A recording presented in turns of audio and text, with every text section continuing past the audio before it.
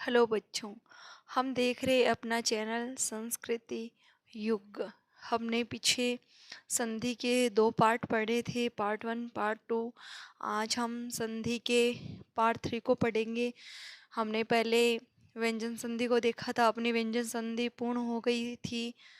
I hope आप लोगों ने संधि को ढंग से पढ़ा है और व्यंजन संधि आपके कंप्लीट हो गई है। अब आज अपन पढ़ेंगे विसर्ग संधि। कौन सी संधि पढ़ेंगे? विसर्ग संधि। विसर्ग संधि। सबसे पहले हम देखते हैं कि विसर्ग कहते किसको हैं। देखिए बच्चों, ये जो दो बिंदु लगाते हैं अपन, इन्हें कहते हैं विसर्ग। ये जो अपन दो बिंदु लगाते हैं, इन्हें क्या कहते हैं? विसर्ग कहते हैं। अब विसर्ग संधि में हमें पढ़नी कौन कौन सी है? देखिए, हमें एक षत्व संधि पढ़नी है, एक हमें रुत्व संधि पढ़नी है, और हमें लोप संधि पढ़नी है, और हमें उत्व संधि पढ़नी है। ये चार संधियां हमें मोस्ट रूप से पढ़नी है विसर्ग संधि में। तो सबसे पहले तो आपको नाम याद हो जाने चाहिए संधियों के, सत्व, रुत्व, लोप और उत्व। सत्व, रुत्व, लोप, उत्व।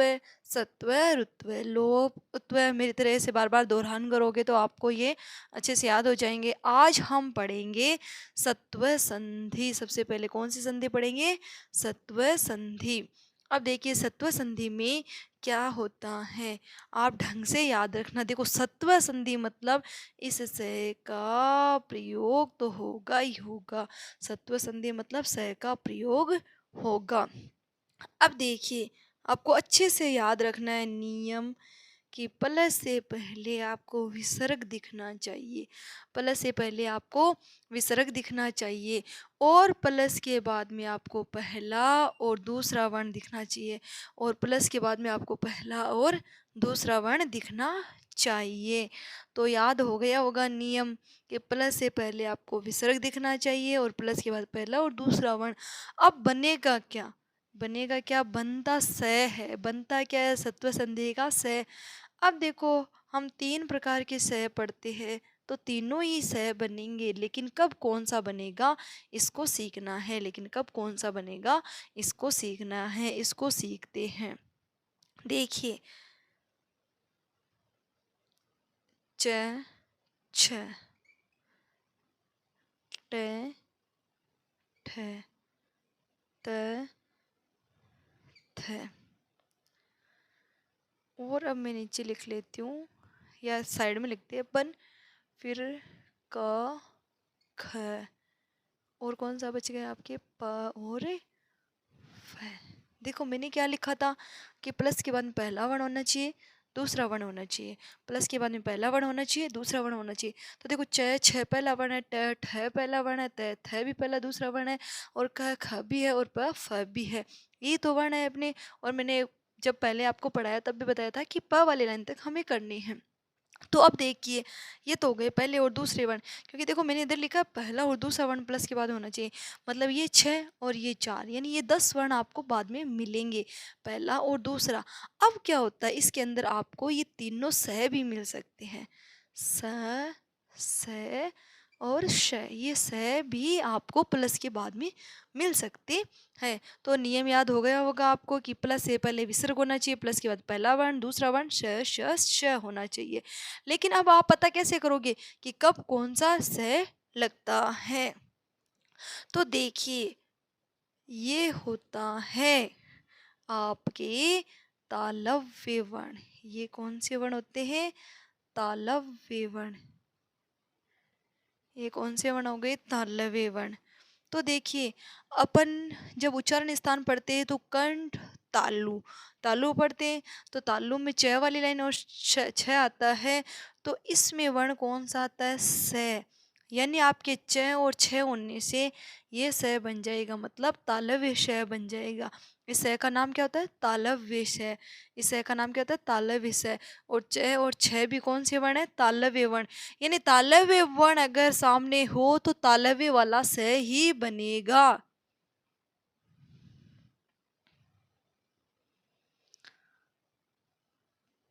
फिर देखिए ये है आपके दंतेश। कौन सा स है? दंतेश। कौन सा स है? दंतेश। अब देखिए ट और ठ के साथ मैंने ये स आपको पहले भी बताया था जब हमने ष्टुत्व संधि पढ़ी थी। जब ष्टुत्व पढ़ी तो ये स बताया था कि च और छ वाली लाइन का ये स होता है।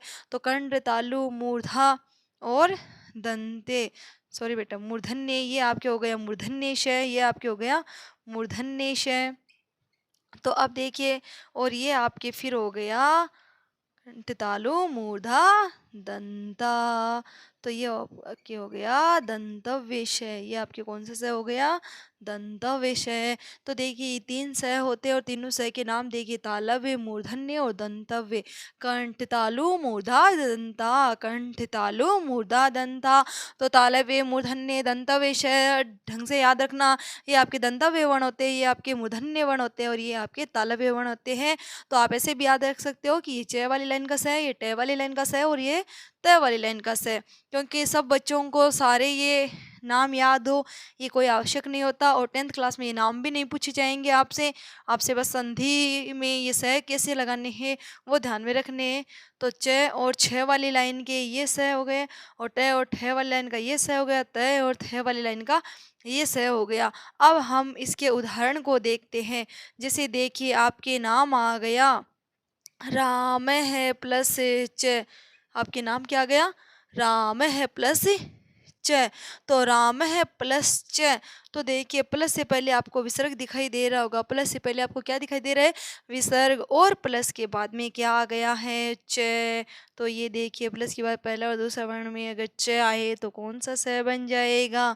कौन सा स बन जाएगा? तालव्य श। कौन सा स बन जाएगा? तालव्य श। तो अपन इसको क्या करेंगे? देखिए रा का क्या लिखेंगे? रा। म का क्या लिखेंगे? मैं। और इस विसर्ग की जगह क्या बन जाएगा? स। तो हो गया रामश्च। तो क्या हो गया? रामश्च। अब देखिए अगला उदाहरण देखिए। जैसे आपके आ गया धनुष और विसर्ग आ गया तो बन गया धनुष। धनुष है प्लस टंकार, क्या आ गया? धनुष प्लस टंकार। तो देखिए ध का ध, नु का नु, स का से। और अगर सामने प्रथम वंटे आए तो कौन सा स हो जाएगा? षटकोण वाला। तो विसर्ग की जगह लगाया और टंकार का टंकार लिखा तो बना धनुष टंकार। तो क्या बना? धनुष टंकार। अब अपन अगला उदाहरण देखते हैं। जैसे देखो इत है प्लस तत है, इत प्लस तत है। अब देखिए प्लस से पहले विसर्ग और प्लस के बाद में है आपके त। प्लस के बाद में आपके क्या आ गए? त। तो त और थ आए तो ये स, त और थ आए तो ये स। तो देखिए ई का ई, त का त और विसर्ग की जगह स। तो इत इस तत है। तो तीनों स में से कौन सा स लिखेंगे? आपको समझ में आ गया होगा। देखिए च और छ आए तो ये स, ट और ठ आए तो ये स, त और थ आए तो ये स। तो समझ में आया होगा। अब अपन देखते हैं कि जैसे देखो दू है प्लस शासन। नाम क्या लिखा हमने? दू है प्लस शासन। तो देखिए प्लस से पहले हमें विसर्ग दिखाई दे रहा है और प्लस के बाद में स दिखाई दे रहा है। क्योंकि हमने यहाँ नियम क्या लिखा था? पहला वर्ण और दूसरा वर्ण और स। तो अपन दू का क्या करेंगे? दू। और इस विसर्ग का आप स तो बनाएंगे लेकिन कौन सा? देखो पहला और दूसरा वर्ण आए तो हमें पता है कि कौन सा बनाना है। लेकिन अगर स आ जाए तो जो स सामने आए वही स आधा बना दो। तो दुशासन नाम हो गया। क्या हो गया? दुशासन। जैसे देखिए बच्चों आपके ये हो सकता है दू है प्लस साहस। क्या लिखा हमने? दू है प्लस साहस। तो हो जाएगा दुस्साहस। अब देखिए ये से आया था तो हमने इसी से को आधा कर दिया तो क्या बना? दुस्साहस। क्या बना? दुस्साहस। अब देखिए अब अपन के बच गए ये चार वर्ण की। इन चार वर्णों को कैसे सीखे? हमने देखो क्या सीखा, ध्यान में रखना।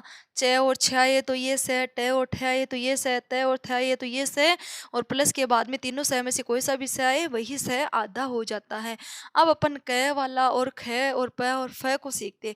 तो देखिए जैसे आपके उदाहरण आ गया नमः प्लस कार। उदाहरण क्या है आपके? नमः प्लस कार। तो देखिए बच्चों क पहला वर्ण है। क कौन सा वर्ण है? क पहला वर्ण है। तो देखिए न का न मैं का मैं। अब हमें विसर्ग का क्या बनाना है, स बनाना है। विसर्ग का हमें क्या बनाना है, स बनाना है। लेकिन कौन सा स बनाएंगे, ये अपने पास प्रश्न है। तो देखिए अपन स बनाएंगे मात्रा को देखिए, स कहाँ से बनाएंगे, मात्रा को देखिए। देखिए आप ध्यान में रखना, ए और आ की मात्रा हो तो ये स बनता है, अर्थात दंतव्य श बनता है।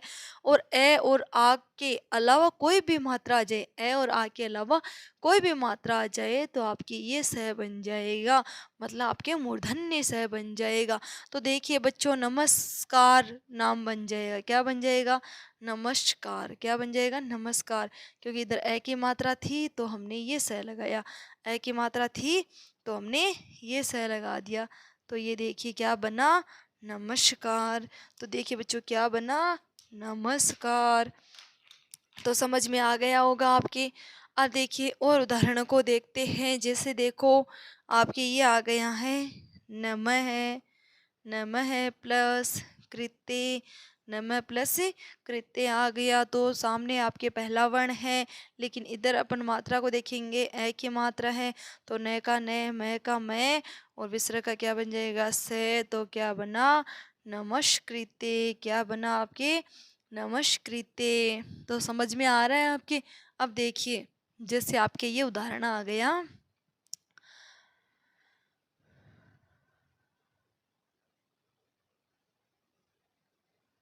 नमः प्लस ते, नमः प्लस ते। देखिए बच्चों इधर भी नमः था, इधर भी नमः था, लेकिन यहाँ अपन मात्रा देख रहे थे। यहाँ हम क्या देख रहे थे, मात्रा देख रहे थे। लेकिन क्या आपको बताओ, पता है यहाँ मात्रा देखनी है या नहीं, नहीं देखनी। क्यों नहीं देखनी है, सामने देखो तय वर्ण है, सामने कौन सा वर्ण है, तय वर्ण। तो न का न, मैं का मैं, और तय के साथ कौन सा स लगता है, तीसरे वाला स। तो क्या बन गया, नमस्ते। तो क्या बना बच्चों, नमस्ते।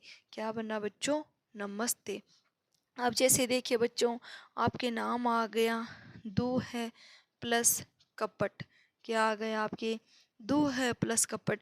तो देखिए बच्चों इधर पहला वर्ण तो है, लेकिन क है, च और छ होता तो हमें स पता होता, ट और ठ होता तो हमें स पता होता, त और थ होता तो हमें स पता होता। लेकिन बच्चों यहाँ क है तो हमें स ऐसे नहीं पता चलेगा, हमें स पता चलेगा मात्रा के द्वारा। तो देखिए बच्चों यहाँ अपन मात्रा देखते हैं, ए और आ की मात्रा होती तो ये स होता, ए और आ को छोड़ के मात्रा होती तो ये स होता। तो देखो बच्चों इधर ए और आ को छोड़ के मात्रा यानी ऊ की मात्रा है, तो क्या बनेगा, दुष्कपट। क्या बनेगा, दुष्कपट। और ऐसे अपन देखो बच्चों, नी है प्लस कपट ले ले, नी है प्लस कपट ले ले बच्चों।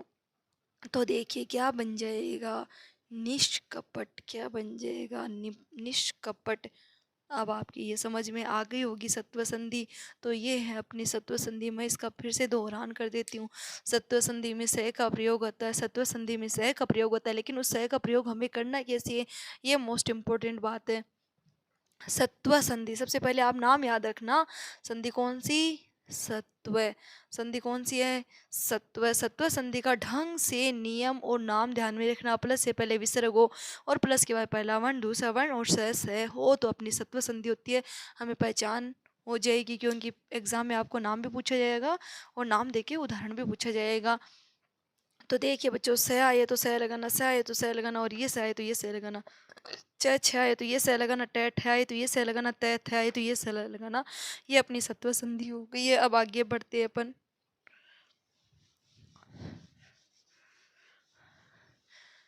हमने जो पहले व्यंजन संधि पढ़ी थी, क्या आपको वो याद है बच्चों, याद है तो चलो, जब तक मैं मिटा रही हूँ तब तक आप मेरे साथ दोहरान कर लो।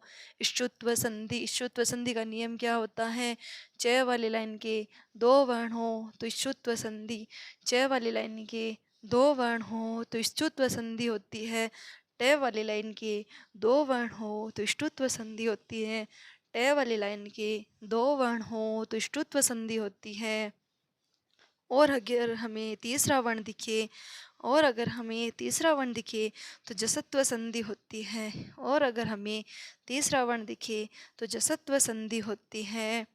और हमें तीसरा वर्ण और चौथा वर्ण पास में दिखे तो भी जसत्व संधि होती है। अगर हमें पूरा मय दिखे तो अनुस्वार संधि होती है। अगर हमें अनुस्वार लगा हुआ दिखाई दे तो भी अनुस्वार संधि होती है। और अगर हमें पंचम वर्ण और पहला वर्ण पास में दिखे तो भी अनुस्वार संधि होती है। अगर बने हुए शब्द में दो पहले वर्ण हो या फिर एक पहला एक दूसरा हो तो चरत्व संधि होती है। ये अपनी व्यंजन संधि थी।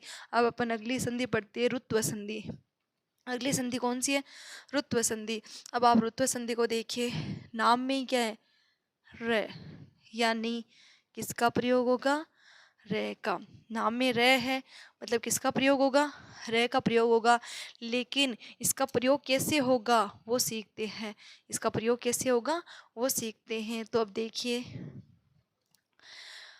प्लस से पहले आपके विसर्ग तो आएगा ही आएगा, क्योंकि अपनी संधि कौन सी है? विसर्ग संधि। अपनी संधि कौन सी है? विसर्ग संधि। प्लस से पहले तो आपको विसर्ग आएगा ही आएगा। प्लस से पहले तो आपके विसर्ग आएगा ही आएगा, क्योंकि संधि कौन सी है? विसर्ग संधि। क्योंकि संधि कौन सी है? विसर्ग संधि। अब देखिए नियम क्या है। प्लस से पहले अ या आ को छोड़कर, अ या आ को छोड़कर वर्ण हो, और आ को छोड़कर स्वर वर्ण हो। आप ऐसे लिख सकते हो, स्वर वर्ण हो, स्वर हो। ए और आ को छोड़कर स्वर वर्ण हो। और प्लस के बाद का कोई नियम नहीं है, क्योंकि आपके स्वर भी हो सकता है और व्यंजन भी हो सकता है। लेकिन बनेगा क्या? रे। बनेगा क्या? रे। ए और आ को छोड़ के स्वर हो प्लस से पहले, और प्लस के बाद स्वर हो सकता है, व्यंजन हो सकता है, तो संधि कौन सी हो जाएगी? ऋत्व संधि। और उसका क्या जाएगा? विसर्ग का रे। सत्व संधि में विसर्ग का क्या बन रहा था? से। और ऋत्व संधि में विसर्ग का क्या बन जाएगा? रे। तो अब देखिए बच्चों, इसके उदाहरण देखते हैं। आपके पहले पाठ का ही उदाहरण है, प्रकृति ही प्लस एव। पहले पाठ का उदाहरण है प्रकृति ही प्लस एव। तो देखिए बच्चों, प्लस से पहले आपको विसर्ग दिखाई दे रहा है, दे रहा है ना? अब देखिए, क्या इधर आपको पहला और दूसरा वर्ण दिखाई दे रहा है? नहीं दे रहा है, यानी सत्व संधि तो है ही नहीं। अब अपन देखते हैं विसर्ग से पहले मात्रा। तो देखो, ना अ है ना आ है, तो अपनी संधि कौन सी हो गई? रुत्व है। ई की मात्रा देखते हमें पता चल गया कि ए आ की मात्रा नहीं है, तो संधि कौन सी है? रुत्व संधि। इसको बनाते हैं, कैसे बनाएंगे? प्र का प्र लिखेंगे। कैसे बनाएंगे? प्र का प्र लिखेंगे, और क्री का क्री लिखेंगे, क्री का क्री लिखेंगे, और ती का ती लिख लेंगे। अब बच्चों देखो, यहाँ तक हमने लिख लिया। अब विसर्ग का क्या बनेगा? विसर्ग का क्या बनेगा? रे। अब देखो बच्चों, मैंने रे पूरा बनाया, जबकि विसर्ग तो हर चीज को ये बताता है कि आधा बनाना है, क्योंकि विसर्ग का मतलब आधा होता है। लेकिन देखो सामने क्या है? स्वर। ए है तो ए की क्या लग जाएगी? मात्रा। तो ए की मात्रा लग गई, पीछे क्या बचा हुआ है? तो नाम क्या बना अपना? प्रकृति रेव। नाम क्या बना? प्रकृति रेव। जैसे देखो बच्चों, आपके आ गया भानु। भानु विसर्ग, भानु प्लस इति। क्या आ गया आपके? भानु प्लस इति। तो देखिए बच्चों, विसर्ग है, विसर्ग के बाद में पहला वर्ण दूसरा वर्ण नहीं है, और आपके विसर्ग से पहले आ को छोड़ के स्वर है, तो हमें क्या पता चला? संधि कौन सी है? रुत्व है। तो अपन क्या करेंगे? भा का भा और नू का नू, और विसर्ग का क्या बन जाएगा? रे। और ई की क्या लग जाएगी? छोटी ई है तो छोटी ई की मात्रा, और ती का ती, तो क्या बना? भानु रीति। तो अब आप देखिए बच्चों, जुड़े हुए शब्दों को देखिए, इसमें रे दिखाई दे रहा है आपको। रे दिखने से आपको पता चलेगा इसमें संधि कौन सी है? ऋत्व संधि है। संधि कौन सी है? ऋत्व संधि है। अब देखिए बच्चों, हमने यहाँ क्या लिखा था? ए और आ को छोड़ के स्वर आए तो ऋत्व संधि होती है। लेकिन इसमें यह है कि ए और आ के उदाहरण भी आ सकते हैं, यानी आप इस संधि के अपवाद मानो चाहिए। या दूसरा नियम मान लो कि इस संधि में क्या होता है कि ए और आ भी आ सकता है, लेकिन ऐसे नहीं है कि वो कहीं से भी कैसा भी आ जाए। नियम है कि अगर आपके वो क्या हो? अव्यय। क्या हो? अव्यय। अगर वो आपके अव्यय पद है तो आप के वो ए और आ वाले भी आ सकते हैं। जैसे देखिए ये आ गया पुनः, पुनः प्लस अत्र आ गया, पुनः प्लस अत्र आ गया बच्चों। तो देखिए यहाँ विसर्ग दिखाई दे रहा है, पहला दूसरा वर्ण नहीं है, लेकिन यहाँ ए की मात्रा है, तो आप सोचो कि ऋत्व संधि नहीं है, ऋत्व संधि है, क्योंकि पुनः एक अपने अव्यय शब्द है, पुनः अपने क्या है, एक अव्यय शब्द है। तो पू का पू लिखेंगे, न का न लिखेंगे, विसर्ग का र बना देंगे, ए इसके अंदर चला गया, त्र का त्र, तो क्या बना अपने पुनरत्र। तो पुनरत्र में भी संधि कौन सी हो गई है, अपनी ऋत्व संधि। अब देखिए आपके जैसे ये उदाहरण आ गया आपके, पुनः प्लस जन्म, पुनः प्लस जन्म। तो देखिए बच्चों पू का पू लिखेंगे, न का न। अब देखो इस विसर्ग का क्या बनेगा, रे, लेकिन देखो बच्चों सामने व्यंजन है, तो रे कैसा बनेगा, आधा, रे कैसा बनेगा, आधा। तो नाम क्या बना अपने, पुनर्जन्म, नाम क्या बना अपने, पुनर्जन्म। अब देखिए बच्चों जैसे आपके उदाहरण आ गया है, पितु है प्लस गच्छति। उदाहरण क्या है आपके, पितु है प्लस गच्छति। तो देखिए बच्चों पी का पी, तू का तू, विसर्ग का रे बनेगा, लेकिन सामने व्यंजन है तो रे आधा बनेगा, यानी ग के ऊपर रे चला जाएगा, तो क्या हो गया, पितुर गच्छति। तो ये थी अपनी ऋत्व संधि, ये थी अपनी ऋत्व संधि। समझ में आई होगी आपको ऋत्व संधि। अब हमें उत्व संधि देखनी है बच्चों। अब हमें कौन सी संधि देखनी है, उत्व संधि देखनी है।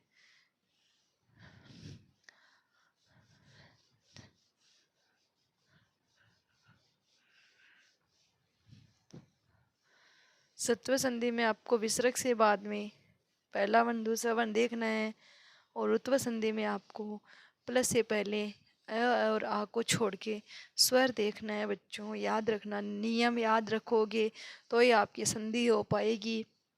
बिना नियम के आपके सारी संधियाँ मिक्स हो जाती हैं।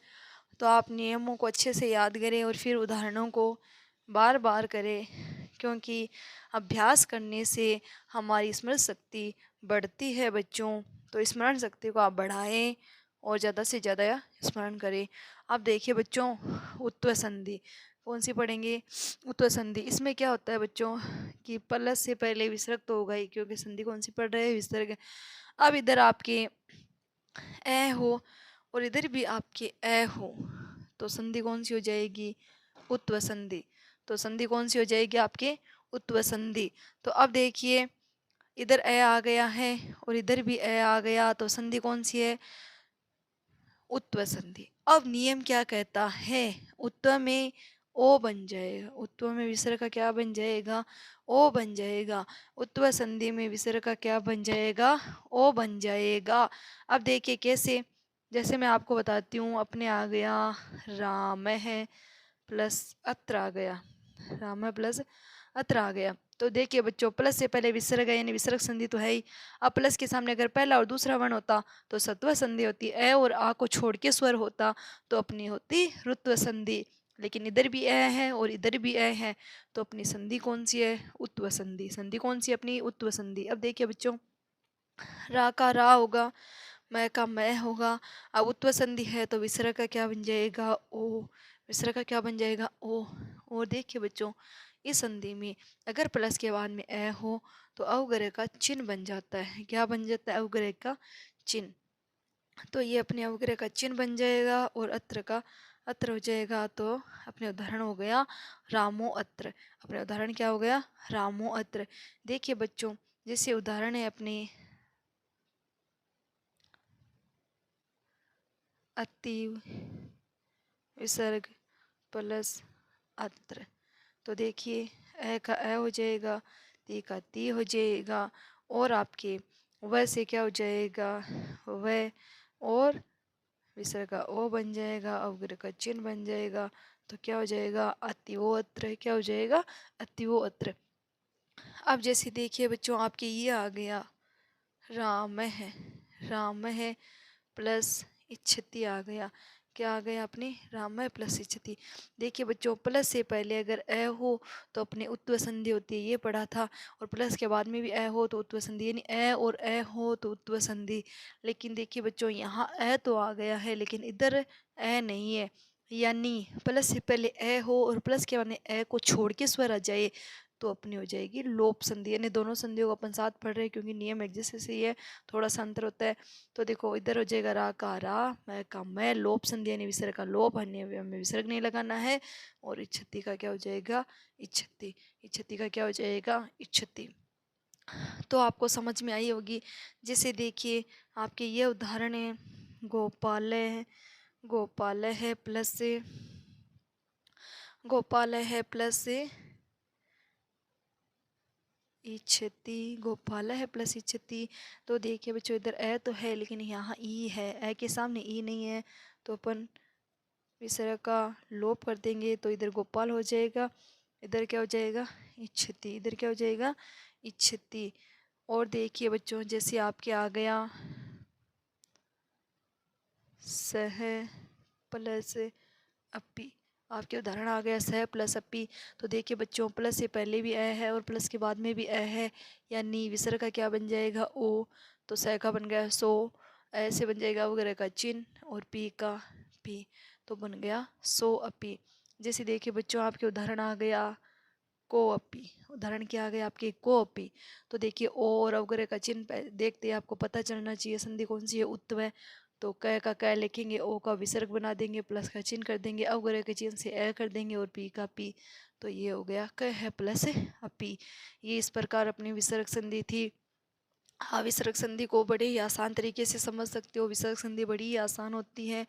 आप इस वीडियो को देख के विसर्ग संधि को अच्छे से सीखना, और एक बार से ना समझ आए तो आप अपने वीडियो को दोबारा देख सकते हैं, आपको ये समझ आ जाएगी। और आज अपना संधि टॉपिक कंप्लीट हुआ है, और कल हम नए टॉपिक के साथ फिर मिलेंगे बच्चों।